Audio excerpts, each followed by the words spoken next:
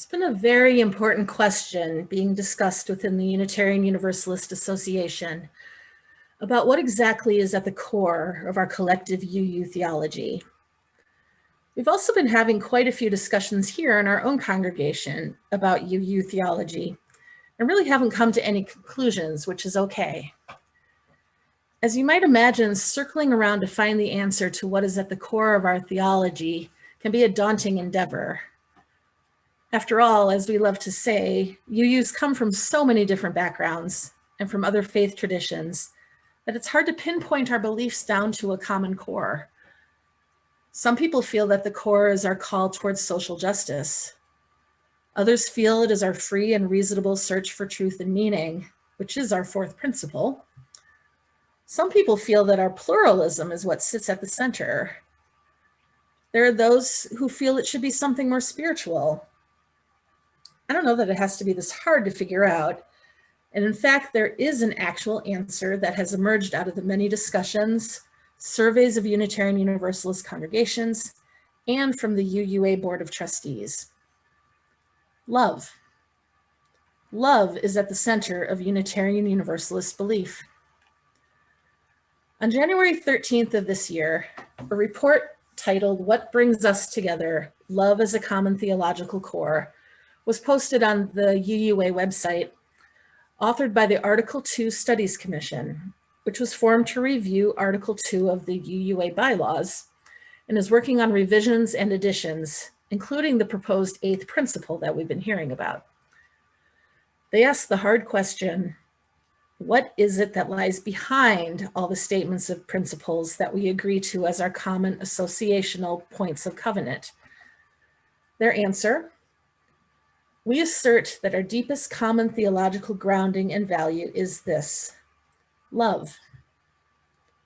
The report goes on to say, we find it peeking through the words of the currently existing principles. We see it in our insistence on the worth and dignity of every person, and the calls by some that this insistence needs to extend to all other beings as well. We see it in the call for demanding and embodying justice, equity, and compassion in human relations. We hear it in our urging of acceptance of one another and our support for each other's spiritual growth. We discern an accountable love in our call for a responsible search for truth and meaning. Our affirmation of the right of conscience and the right of every individual to participate in shaping those institutions that govern them displays a deep respect and love for every person. We hold up the goal of a peaceful, free, and just world community as an expression of what love can and should bring into being. And we believe that our call to respect the interdependent web that we are a part of is an articulation of love for all that is and our own place and role in that web. We see love called out as what demands that we be active in our justice work and justice making. We note that our hymnals contain many assertions of what we aspire to and what love can do and be. Let us build a home where love can dwell. Love will guide us, and we are answering the call of love among them. We respond to the call of love because it is our common theological core. It is what can and does motivate us and illuminates our deepest commitments to each other. Well, I do realize that's a lot of words to describe where we find love. Love is at the heart of what Unitarian Universalism is.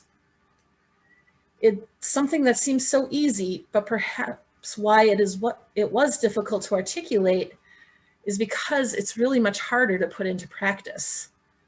Practicing this kind of wide sweeping, overarching love is beautiful, but it's hard.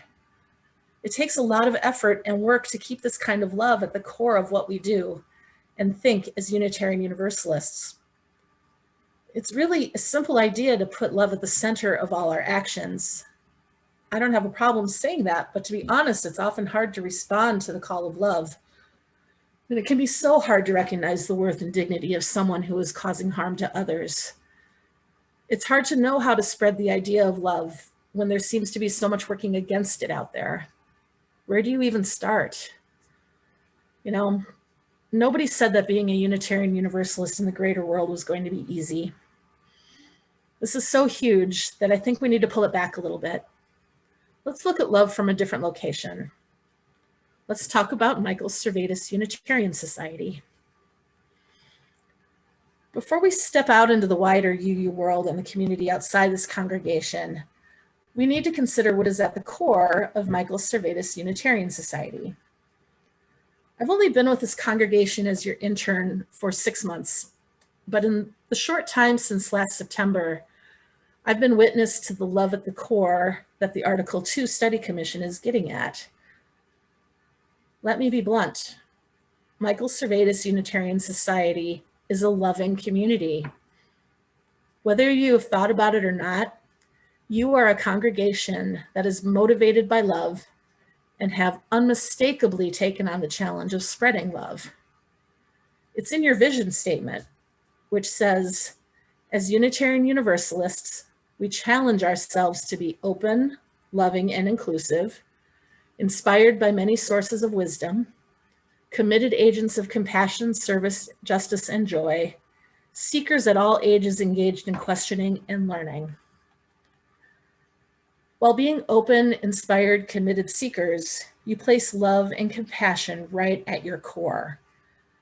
It's evident in how I've witnessed group discussions, board meetings, the coffee house, and especially the daily lunch bunch. Love is at the heart of how you feel about the Fridley and North Metro community. It's very clear in how you're undertaking this massive inquiry into your physical church space. Making decisions on keeping the building you have or moving to something new are the types of decisions that often rip congregations apart. You are approaching it with a spirit of love. There are many of you that I've gotten to know over the past few months who do not hesitate to help others in this congregation. I won't name names. I don't want to embarrass or put anyone on the spot, but you know who you are. You've picked up and delivered groceries for one another. You've driven one another to appointments. You call one another to check in.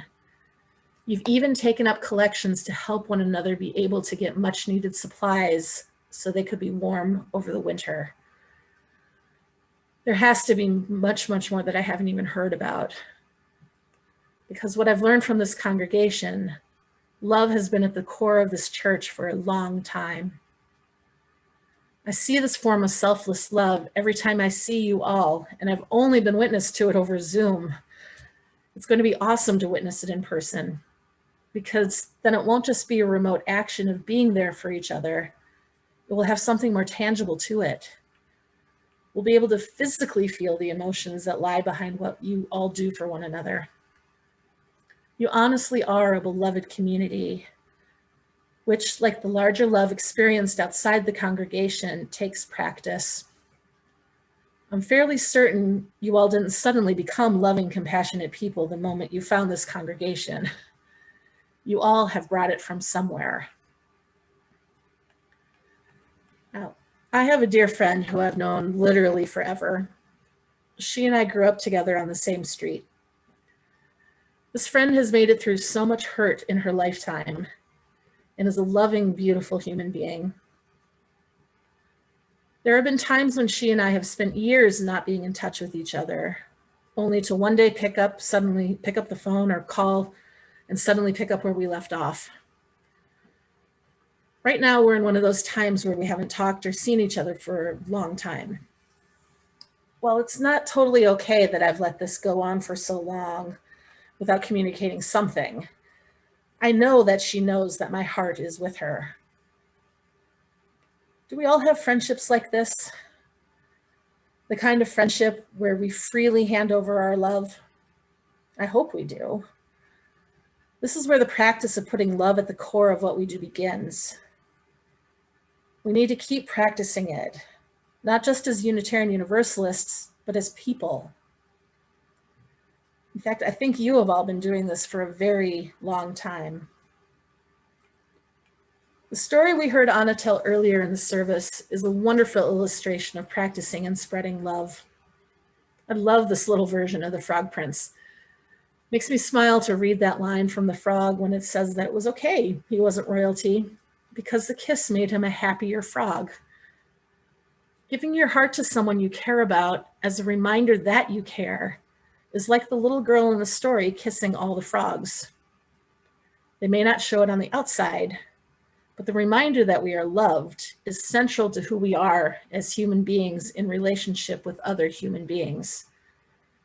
And note that this also applies to our relationships with non-human beings too, including frogs. You don't need to be told again about what we've all been through this past year. We've all lived it. I won't go into all the feelings and emotions, except to say that they are all still front and center. Right now, all we really need to know is that someone is out there that cares about us, even if we haven't seen them in a very long time. Now is the best time to remind our dearest friends and family that we are still here for them and to continue spreading the love. Let's find the love and joy in simply letting someone else know that, hey, I've got you. Let's check in to make sure we're all okay. Important is not an adequate enough word for this practice of spreading love. Let's very much live into the act of spreading love to one another, and then we can take it out into the world. So please know, all of you who I care about, that my heart is in your pocket.